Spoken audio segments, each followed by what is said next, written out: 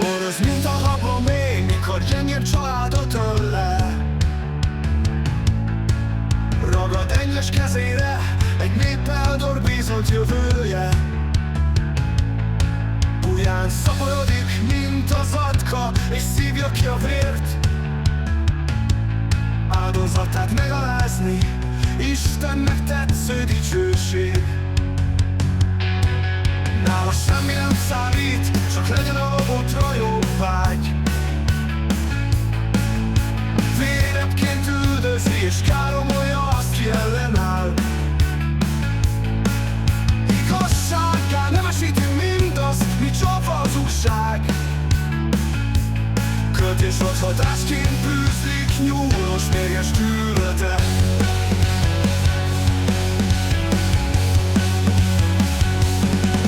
Templomoknak aranyoltárán zeng a sátán igéje.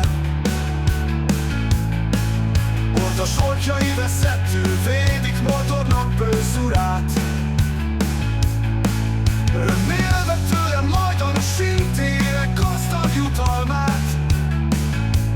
Amerre jár sívó homokká lesz a mézes Kánaán.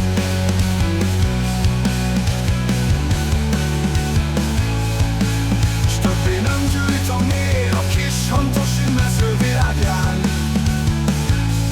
Ám itt akár cippola, és hisznek is neki a buták. Tetemre hívják inkvizítorként Nyugat-Európát.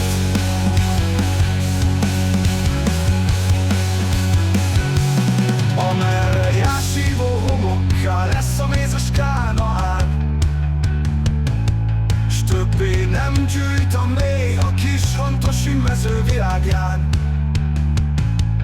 Ám itt akár cippola, és hisznek is neki a buták.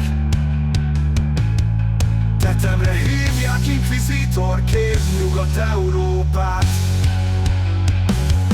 Ártalmas tetteit itt akarja a szabadság réme. Neró kőkkel lesz minden magyarok nemzetvezetője.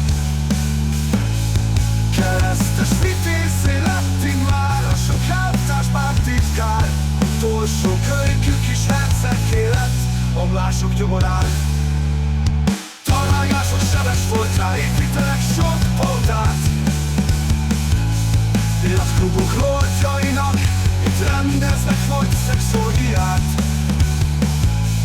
Átfőd a vágytól egy testük, gyerekpornót látván. Jól szokott az Adrián, a közférstől tartott kurtizán. Az erkölcsök menőre messze lóg egy csatornán.